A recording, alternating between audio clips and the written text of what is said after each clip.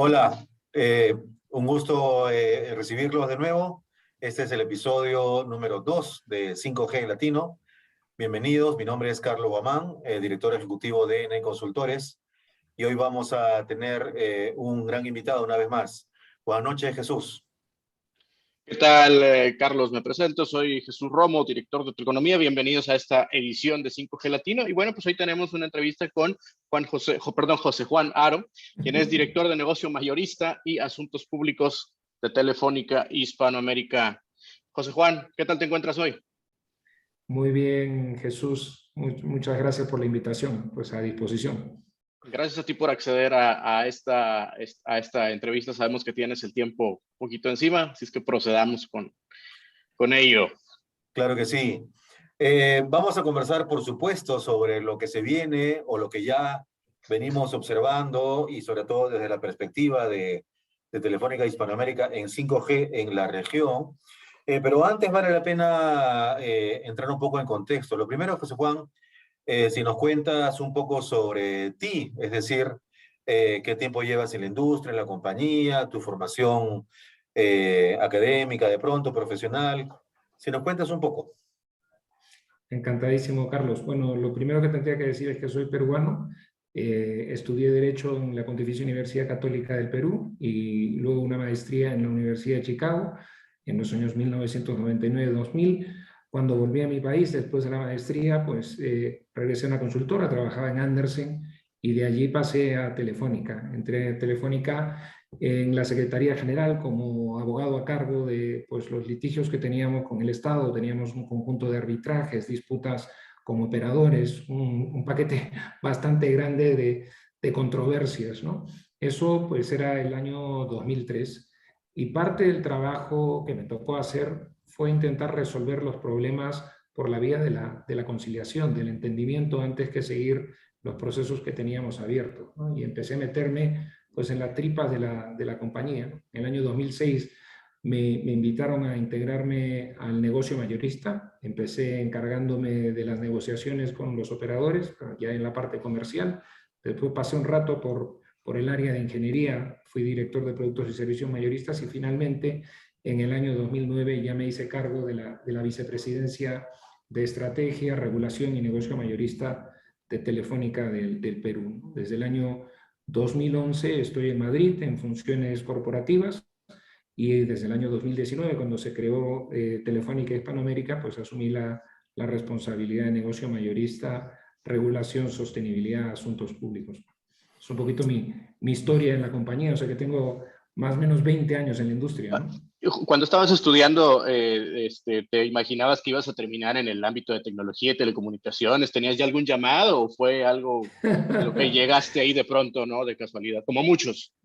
Sí, no, yo creo que al final del día la vida te va llevando un poco, ¿no? Yo en la Universidad de Chicago me interesé muchísimo por el Law and Economics, me interesaba mucho la regulación, el antitrust, y un poco efectivamente cuando volví al Perú, yo diría que la empresa que más tenía de este tipo de problemas y de temas que a mí me interesaban era Telefónica. O sea que entré a la industria un poco menos por los problemas de tecnología o por los temas tecnológicos, un tanto más por el interés que tenía en las materias, ¿no? Bueno, y que eso también nos lleva a la historia de Telefónica que pasan los 90, ¿no? Tenemos una ola de liberalización importante a nivel América Latina y a partir de los 2000 es donde vemos una expansión de Grupo Telefónica que en esos 20 años pues ha tenido hitos para transformarse precisamente en Telefónica Hispa, ¿no? No sé si nos puedas, desde tu perspectiva, ¿no? Como llegas a este grupo empresarial y cómo has visto o qué han sido los cambios, ¿verdad? Que desde tú como parte de Telefónica has visto en la industria en Latinoamérica que más te han llamado la atención o que consideras más importantes. Pues mira, yo lo primero que te diría es que Telefónica es un grupo profundamente comprometido con Latinoamérica, ¿no? Tenemos más de 30 años operando en la región y hemos demostrado ser un inversionista de largo plazo, ¿no? Nuestra aventura, efectivamente, como tú dices, Jesús, se inició por vía de la participación en los procesos de privatización en Chile, en Argentina, en el Perú, en mi país, ¿no? Y lo que hicimos inicialmente fue comprar empresas públicas que se dedicaban al negocio de la telefonía fija, ¿sí? Y transformarlas y digitalizarlas. Y ese fue un proceso pues sumamente interesante, ¿no? Pero además, estas compañías venían con licencias para el uso de espectro y por tanto también nos tocó desarrollar el negocio móvil desde cero. Empezamos a desarrollarlo en cada una de las operaciones que teníamos, ¿no? Para el año 2005 operábamos fundamentalmente en 4 mercados latinoamericanos a través de compañías que habían sido monopolios públicos, ¿no? En Perú, en Argentina, en Chile, en Brasil. Y entonces se nos presentó una oportunidad, que fue la oportunidad de adquirir el negocio que tenía fundamentalmente en el ámbito móvil del South, ¿no? Y en transformarnos en un operador integrado, fijo, móvil, con una pisada regional muy, muy importante, ¿no? Yo diría que ese es un momento también de mucha relevancia en la historia de Telefónica en Latinoamérica, ¿no? Pero claro, en este periodo de 30 años, pues han habido también momentos tecnológicos interesantes, ¿no? El lanzamiento de la DSL, por ejemplo, para la provisión de la banda ancha en América Latina, más o menos al mismo tiempo en que lo hicimos en España, ¿no? O la masificación de los servicios móviles a través de la introducción de una oferta de prepago, ¿no? Ahora bien, el momento actual en Latinoamérica pues es un momento de retos, ¿no? El ciclo macroeconómico es un ciclo que nos presenta pues una situación de contracción económica, pues un escenario macroeconómico también complejo, y lo que toca es ajustarse a las nuevas situaciones para seguir siendo rentables y para poder entregar de un modo sostenible nuestro servicio a los clientes. En el año 2019, Telefónica constituyó una unidad específica para Hispanoamérica, esto es para los países de Latinoamérica de habla hispana, separándola de la operación brasileña, y en esa aventura vamos ya por más de 2 años, ¿no? Y lo que hemos hecho en este tiempo, pues básicamente ha sido repensar nuestro negocio, ¿no? Tratar de encontrar modos de operación que nos permitan ser más rentables, ¿no? Y hemos encontrado un enorme espacio en la compartición de infraestructuras. Hemos desplegado con este modelo fibra, o estamos desplegando fibra en Chile y en Colombia en conjunto con KKR a través de una empresa mayorista de fibra. En México celebramos un contrato con AT&T para explotar conjuntamente su red. En Perú lanzamos Internet para Todos. Hemos tenido mucho movimiento básicamente sobre esta lógica, ¿no? Sobre la lógica de la compartición. Así que han sido 30 años de evolución, de cambio, de adaptación a las circunstancias de nuestra región, pero siempre apostando por Latinoamérica, ¿no? Claro, ¿no? Y quizás para el usuario, ¿verdad? Perdón, la audiencia y en general los usuarios, Telefónica tiene esta transformación en 2019. Y a veces los usuarios dicen, bueno, ¿y por qué Brasil, verdad? Pero cuando tú desagregas en el análisis, por ahí tenemos nosotros una gráfica, lo que contribuye Brasil a ventas y a la utilidad está en un cuadrante en donde comparte con España, ¿verdad? Y está con la división ahí alemana cerca y Hispam está en otro lado.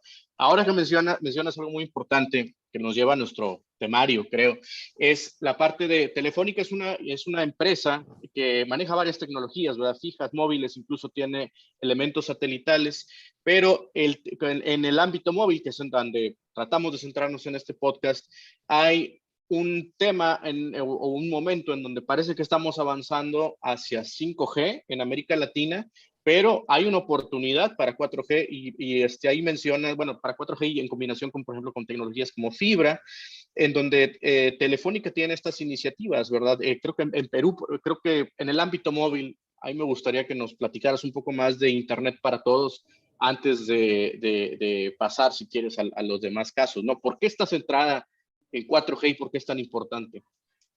Sí, nada, efectivamente, como dices, Jesús, nosotros pensamos que en este momento una parte central de los retos de la industria, evidentemente, es el de incrementar la cobertura de 4G.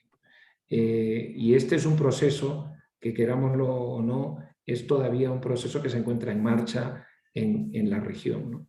En el año 2019 nosotros lanzamos una compañía independiente para atender el sector rural en Perú, se llama Internet para Todos. De esta compañía somos socios Telefónica, Facebook, hoy Meta, el Banco Interamericano de Desarrollo y CAF. Y básicamente la compañía tiene por objetivo efectivamente asegurar la masificación del 4G en las zonas rurales, ¿no? El punto de partida era pues básicamente el que tú de alguna manera intuyes, ¿no? Aproximadamente unos 2.000 nodos de la red que atendían la zona rural entre macroceldas y microceldas, pues estaban proveyendo tecnología 2G o 3G en el acceso, pero es que además estaban la mayoría de ellos conectados con links satelitales, ¿no? Esto básicamente suponía que en gran parte de la pizarra rural el servicio relevante era solamente el servicio de voz. Y claro, lo que nosotros estamos convencidos es que el servicio que hoy día importa es el servicio de datos y la conexión a Internet, a través de la cual se llega pues, a las aplicaciones de educación, de salud, de teletrabajo, que han sido tan importantes durante la pandemia, ¿no? Así que nos trazamos el reto de construir un modelo de negocio que nos permitiera transformar la red de acceso, evolucionándole de 2G a 4G, pero también transformar la red de transporte para convertir las soluciones satelitales en soluciones terrestres, ya sea radio o fibra, ¿no?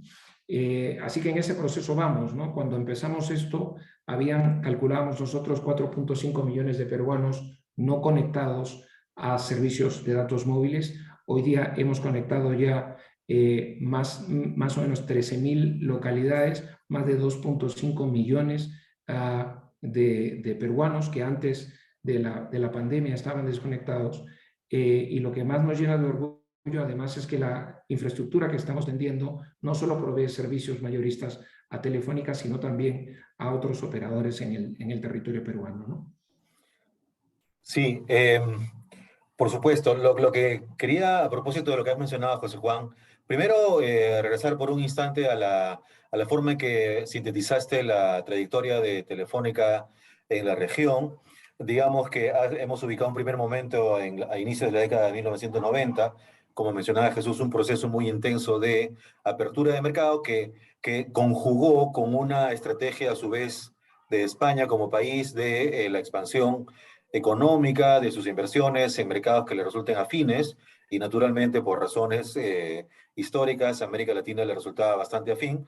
Hubo sectores como algunos sectores como hidrocarburos, como electricidad, etcétera, en general sectores intensivos en inversión de capital que entraron a América Latina y en ese contexto es que podemos ubicar el caso de Telefónica. Y los otros dos momentos que has mencionado es hacia el 2005, cuando ocurrió lo que en el mundo financiero se suele llamar un crecimiento no orgánico, es decir, no producto de que año a año vas creciendo sobre lo que tienes, sino a través de una adquisición que en su momento sonó muchísimo, que fue BellSouth, que integró una cantidad de países importantes de la región, con lo cual si consideramos en total en la región algo como 17 países, si sumamos Sudamérica, América Central y México fuera de la zona del Caribe, Telefónica en el momento de mayor presencia en la región, llegó a estar, si no recuerdo mal, entre 14 o 15 países. A ver, apenas había uno o dos países sin la presencia del operador. Y el 2019, donde se da este giro, ¿no? Donde Telefónica Hispanoamérica es creada con un nuevo enfoque. Entonces, antes de continuar, te quería preguntar, ¿cuántos países tiene ahora Telefónica Hispanoamérica? Nosotros operamos en 8 países. Hace poco más de un año completamos nuestra desinversión en Centroamérica. En Centroamérica operábamos en 5 países más y además, evidentemente, operamos también en la región latinoamericana, en Brasil, ¿no? Claro que sí.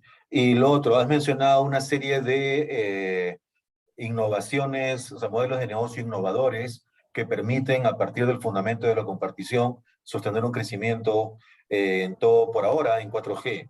En ese sentido, Internet para Todos, mencionaste, nació en Perú, tiene un ánimo de, a partir de los resultados que luego de 3 años de su creación, ser expandido a otros mercados en la región.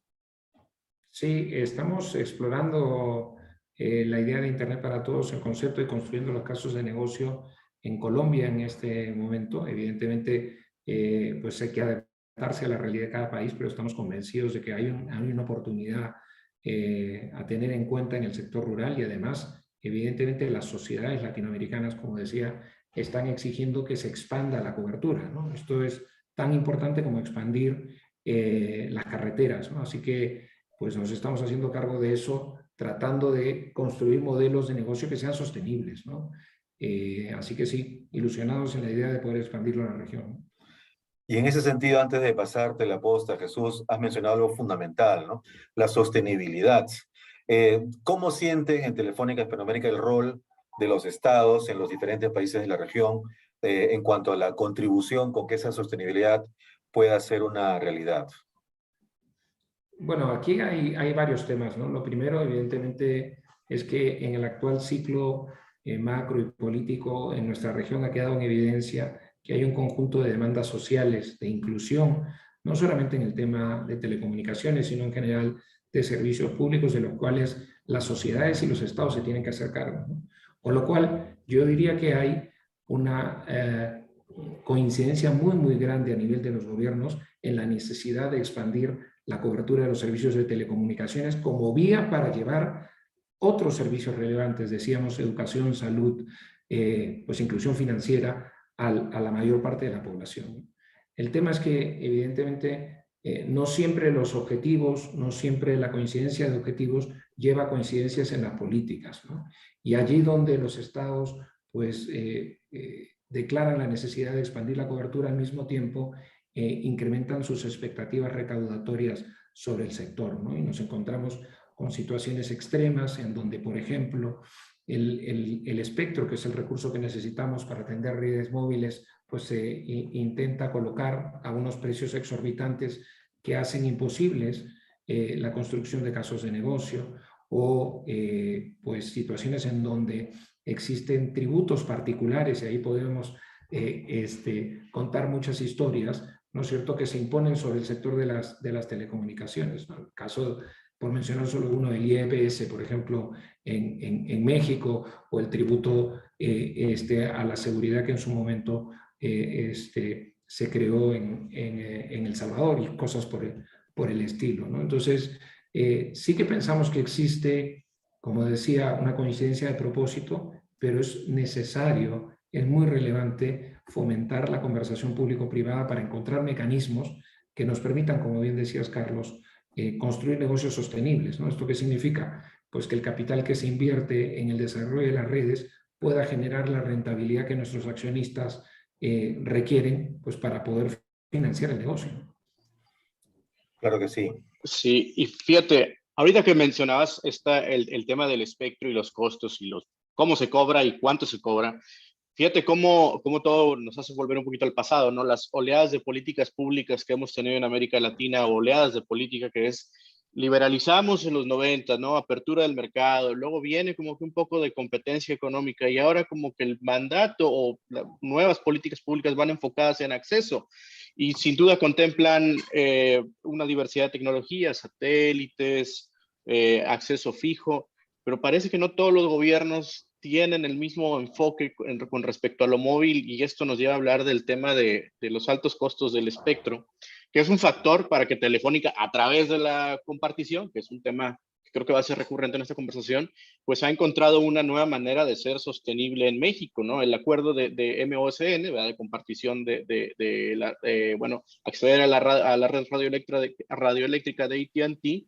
pues es la manera que encontró Telefónica, pero entonces, bueno, porque también hemos escuchado, ¿no? Que pues es una sostenibilidad de negocio, es una manera de seguir acá, pero el factor que impulsa, o uno de los factores preponderantes que impulsan, es el costo del espectro en México, que si la audiencia no lo conoce, se paga como un enganche, ¿verdad? En una subasta de espectro pagas como un enganche y luego lo vas pagando durante el resto de los años. Y esos pagos, que son más del 90% del valor del espectro en México, lo define el Congreso, ¿verdad? No lo define la oferta y la demanda durante un proceso de subasta. Pero bueno, eso ya orilló a que se transformara Telefónica en el caso de México. Sí, efectivamente, ¿no? El caso de la forma en que se corre el espectro en México es diferencial frente a lo que ocurre en la mayor parte de países de la región, donde el precio por el espectro, si bien la base para la puja la establece el Estado, pues se termina definiendo un proceso competitivo, que es la licitación, ¿no? En el caso de México, como bien decías, lo que se licita en buena cuenta es el guante, es decir, el enganche que decías tú, el pago inicial, pero la mayor parte del precio del espectro está compuesto por derechos anuales. Y estos derechos se fijan año a año por el Congreso de la República a recomendación de la Secretaría de Hacienda y Crédito Público, ¿no? ¿Qué es lo que ha venido pasando en los últimos años? Pues que el conjunto de entidades, de formadores de opinión pública, digamos, han venido reconociendo que el precio de estos derechos anuales es excesivo en México, ¿no? Lo ha dicho la OSD, que es un organismo internacional de reconocido prestigio, lo ha dicho el propio regulador, el Instituto Federal de Telecomunicaciones, dice que a esos precios de espectro, pues los operadores competitivos, los operadores distintos de la gente dominante de Telcel, pues no pueden construir un caso de negocio sostenible, ¿no? Y se ha recomendado efectivamente la reducción de estos precios. Desafortunadamente, en todo este tiempo la Secretaría de Hacienda pues no ha sido capaz de tomar la decisión política de bajar los precios del espectro, ¿no? Y evidentemente nosotros tuvimos que tomar en este contexto una decisión muy compleja, porque los flujos de caja que generaba nuestro negocio no eran suficientes para pagar los precios del espectro. Y evidentemente pues esto nos colocaba en una situación de insostenibilidad financiera. ¿Qué decidimos hacer? Como bien indicas, Jesús, pues devolver el espectro a la federación, cosa que podíamos hacer. Y esto generó un ahorro importante y por tanto apagar nuestra red propia y mudar nuestro tráfico hacia un modelo de compartición sobre la red de AT&T, ¿no? Este acuerdo lo firmamos en noviembre del 2019, el 30 de junio del 2022, hace poquito, terminamos de apagar nuestra red propia y estamos pues operando con este modelo que entrega pues sinergias y eficiencia económica no solo a Telefónica, sino también al propio AT&T, que ha permitido expandir la cobertura de 4G que ofrecemos a nuestros clientes y que nos coloca en una ruta segura para poder ofrecer servicios de 5G en el territorio mexicano, ¿no? La base de todo esto, como tú bien dices, Jesús, probablemente es que otra pudiera haber sido la decisión que adoptáramos si es que la política pública, concretamente el precio del espectro, hubiese sido ajustado a niveles razonables previamente, ¿no? Si es que ya de por sí el 4G acarrea los desafíos que mencionas en los diferentes países de la región, ahora sí de lleno sobre el panorama 5G, las perspectivas 5G. En un episodio previo de 5G Latino conversamos de manera amplia sobre el tema con José Otero de 5G Américas y que en esencia nos mencionaba que el grado de disrupción que significaba 5G implicaba que la preparación también tenía una serie de aspectos a tomar en cuenta antes de que podamos en nuestros países encontrar ya servicios 5G en proceso de despliegue, ¿no? Entonces, al respecto, ¿qué nos podrías comentar sobre la preparación regulatoria? Debe haber una definición sobre las bandas de espectro a ser utilizadas allí, las condiciones para las consecuentes licitaciones, y en fin, una serie de aspectos a tomar en cuenta. ¿Cómo ves tú el terreno en la región para el progresivo despliegue de los servicios 5G?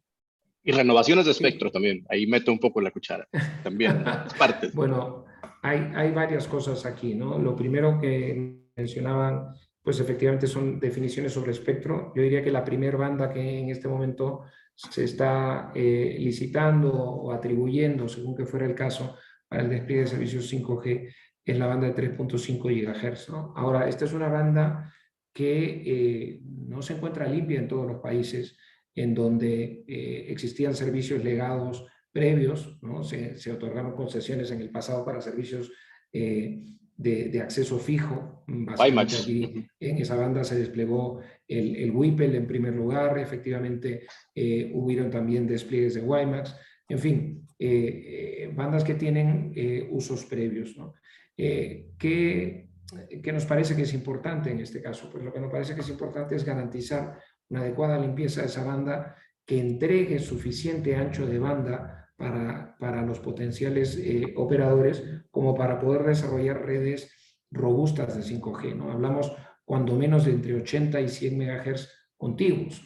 Y si damos atención, por ejemplo, al primer proceso que ocurrió en Hispanoamérica, que es el proceso de Chile, descubriremos precisamente que en Chile no fue posible asegurar esos anchos de banda. El ancho de banda máximo que se adquirió en esa licitación fue de 50 megahertz y hay una discusión todavía pendiente en Chile sobre el destino que debe darse a las licencias para telefonía fija que existen todavía en 3.5 GHz. Esto es una discusión que se encuentra en marcha, ¿no? Entonces, este tipo de debates sobre qué hacer con las licencias previamente otorgadas, cómo de ser el caso poder transformarlas, cómo de ser el caso el Estado puede recuperarlas para volver a licitar el ancho de banda, pues son discusiones que están presentes el día de hoy en varios países, ¿no? Entonces, primer tema, parece sencillo, pero no lo es asegurar que tenemos perfectamente limpia la banda de 3.5 GHz, que somos capaces de entregar anchos de banda adecuados, que tenemos una ruta clara para esto. Ahora, lo segundo es entender que el 5G no es una red que se construye en el aire, es una red que requiere pues que el despliegue de 4G previamente pues se haya desarrollado de un modo suficientemente robusto, ¿no? Y efectivamente, como conversábamos en un inicio, pues en Latinoamérica los procesos de despliegue de 4G todavía no han concluido, ¿no? Entonces, anticipar la carrera del 5G cuando las zonas rurales, las poblaciones más necesitadas, fuera de los centros urbanos, todavía no tienen acceso a 4G, es probablemente poner la carreta antes que los caballos, ¿no? Luego, además, hay que entender que cuando se inicia un despliegue de 5G, dados los anchos de banda que se requieren, que se utilizan, ¿sí? Pues necesitamos tener bajo el de fibra para poder asegurar la adecuada performance de la red, ¿no? Entonces, también hay una precondición para el adecuado despliegue de este tipo de redes en la región, que es el crecimiento de la fibra, que también es un proceso concurrente, pero que todavía está en marcha en nuestros países, ¿no? En Chile, como comentábamos, el despliegue de fibra está en un nivel muy grande de aceleración, pero es un proceso que todavía no se ha terminado. Lo mismo en Colombia, en la mayor parte de la región, todavía la agenda de la fibra es una agenda pendiente, ¿no? Entonces, pues condiciones de espectro, condiciones de red y también condiciones regulatorias, porque hay necesidad pues de repensar un conjunto de cosas cuando se despliega el tema del 5G, ¿no? Por ejemplo, digamos, facilitar la compartición de recursos. No siempre esto es sencillo. Por ejemplo, tenemos limitaciones en la compartición o en el pooling de espectro que se puede hacer entre operadores en el mercado secundario. ¿Sí? Entender un poco cómo debe ser el tratamiento de neutralidad de red o la política de competencia, ¿no? Entonces, la agenda del 5G es una agenda pues omnicomprensiva, ¿no? Y sobre lo que preguntaba Jesús, es real, ¿no? Es decir, las discusiones de espectro en la región son de dos tipos, ¿no? Sobre espectro futuro, que es pues el 5G, pero también sobre la renovación de las licencias que el día de hoy tenemos para operar en tecnologías legadas, es decir, en 2G, 3G o 4G, ¿no? Solo por poner un caso, de aquí al 2023 nosotros en nuestro footprint pues tenemos discusiones de renovación, bien de la licencia total, bien de la mayor parte del holding de espectro en Colombia, en Ecuador, en Venezuela, en Uruguay, y además de eso, pues vamos a tener algunas discusiones de renovación, por ejemplo, en el caso particular del Perú, ¿no? Aunque de un modo marginal, ¿no? Entonces, parte de nuestra atención también es cómo a la par de conseguir espectro nuevo, pues mantenemos en operación el espectro que tenemos en la actualidad para poder seguir entregando las tecnologías legadas que todavía no se han apagado, ¿no? Fíjate que en un foro de analistas le escuché a un ejecutivo de T-Mobile decir una frase que decía: el secreto de la movilidad es que es todo fibra. Y vemos como que está empezando a hacer este ruido, ¿no? El tema de a veces la obligación que te ponen en unas licitaciones o los compromisos es la cobertura, pero quizás es más valioso el empezar a construir una infraestructura de fibra pensando en las redes que vengan, ¿no? Entonces, eso me parece que es una oleada de política que habíamos tratado de, tal vez, de entrarle con las redes troncales, pero que quizás requiere una reactivación. en este momento. Y bueno, José Juan, para pasar al tema de 5G, pues bueno, ya delineaste muy bien el tema de, en algunos países pues hay un déficit de fibra, ¿verdad? Hay una necesidad, en algunas partes el espectro no es nada más darlo, es reorganizarlo, que eso me decía un colega, ay, pero mira, en Estados Unidos la 3.5, un problemón. Le digo, pues sí, pero si ves el caso de Chile, México, pues ha tenido que reorganizar. Con todos estos obstáculos, tenemos como quiera ya algo de 5G en la región. No sé si nos pudieras comentar las iniciativas que está haciendo Telefónica para decir cómo aterrizo 5G ahora. Sabemos que hay un montón de broncas que hay que arreglarse, pero ahora ya está comenzando a andar. Sí, nada, yo te decía, nosotros en Chile participamos muy agresivamente en la licitación de 5G. Allí tuvimos que tomar una decisión si es que valía la pena comprar espectro solamente en la banda de 3.5 o si además apostábamos por las milimétricas. Allí se puso en licitación también la banda de 26 GHz. Finalmente nosotros fuimos de aquellos que no pujamos por esa banda porque entendíamos que todavía no estaba adecuadamente desarrollado pues el ecosistema, y en 3.5 GHz compramos 50 MHz. Fuimos el operador que más pujó, el que mayor precio ofreció y también uno de los que más rápidamente ha estado desplegando, ¿no? En paralelo, pues ya una parte importante de nuestros terminales, los que comercializamos el día de hoy, vamos a llegar al 50% de las altas muy prontito, pues son 5G ready, ¿no? Entonces, la verdad es que el nivel de adopción que estamos viendo en Chile es impresionante, ¿no? Y estamos viendo además que el comportamiento de nuestra red, quiero decir, el throughput que está entregando, pues es bastante superior, digamos, al que el día de hoy se entrega en Chile en 4G, ¿no? Con lo cual, allí donde la licitación pues se ha puesto sobre la mesa, donde ha habido espectro, pues hemos apostado, como es el caso de Chile.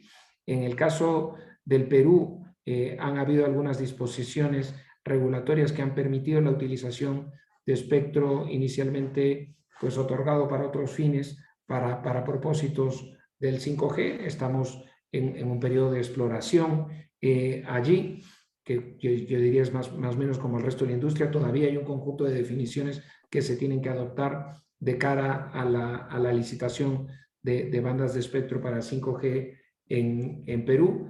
La solución subsiste en varios países. En Uruguay el gobierno ha anunciado su intención de desplegar la licitación de 5G este año. Pues sin duda alguna participaremos también, y evidentemente lo que pues hemos visto en Chile nos está sirviendo como aprendizaje. Ahí en Uruguay hay un problema estructural, que es que la fibra ha sido fundamentalmente desplegada sobre la base del monopolio estatal por el operador Antel, y entonces pues nos parece que es importante para que la aventura del 5G sea una aventura exitosa en el Uruguay, que se pueda acceder a ese recurso a través de soluciones mayoristas.